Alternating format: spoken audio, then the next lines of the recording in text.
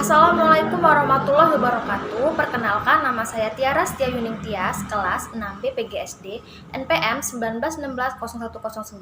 Video ini saya buat untuk memenuhi tugas di mata kuliah pengembangan materi media sumber belajar Pancasila dengan dosen pengampu Ibu Tri Indiastuti Kurniasih MPD.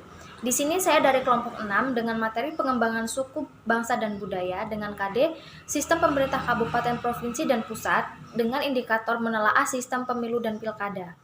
Sistem pemerintahan kabupaten merupakan suatu tatanan pemerintah yang terstruktur dari berbagai komponen atau anggota pemerintah kabupaten yang bekerja dan saling bergantung mempengaruhi untuk mencapai tujuan dan fungsi pemerintah daerah kabupaten.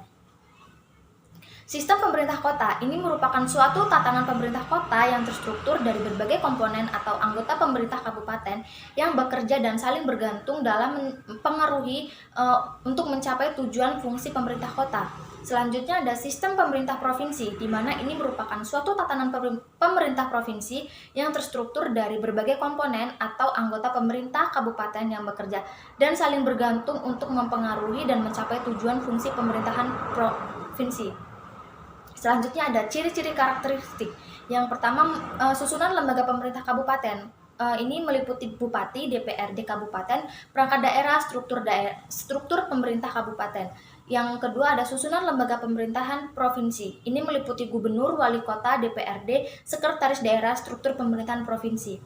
Yang ketiga, susunan lembaga pemerintahan pusat sebagai pemegang kekuasaan eksekutif terdiri atas presiden, wakil presiden, dan menteri negara. Selanjutnya ada kewenangan pemerintahan kabupaten, kota, provinsi, dan pusat. Yang pertama, daerah, kabupaten, atau kota, lokasinya dalam daerah, kabupaten, atau kota. Penggunaan dalam daerah atau kota, manfaat atau dampak negatifnya hanya dalam daerah atau kota. Penggunaan sumber dayanya lebih efisien apabila dilakukan oleh daerah atau kabupaten kota.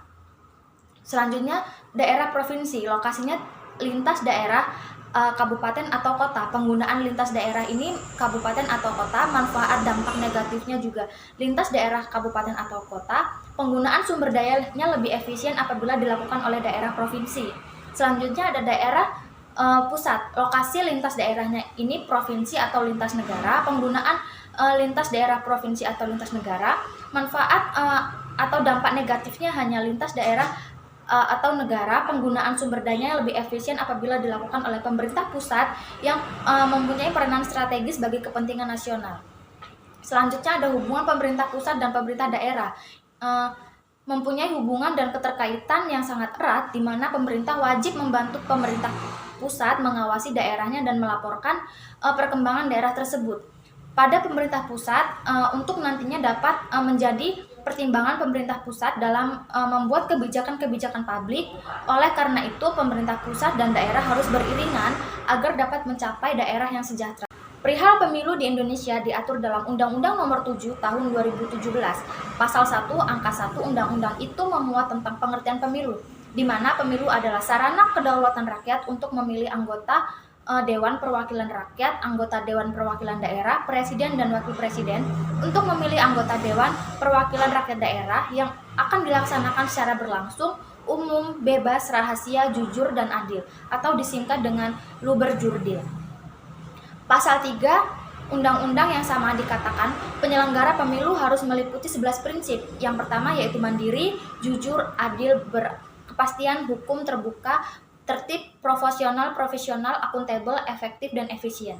Selanjutnya, tujuan penyelenggara pemilu yang pertama itu memperkuat sistem ketatanegaraan yang demokratif. Yang kedua, mewujudkan pemilu yang adil dan berintegritas, menjamin konsistensi pengaturan sistem. Yang ketiga, pemilu memberikan kepastian hukum dan mencegah duplikasi dalam pengaturan. Yang keempat, mewujudkan pemilihan yang efektif dan efisien.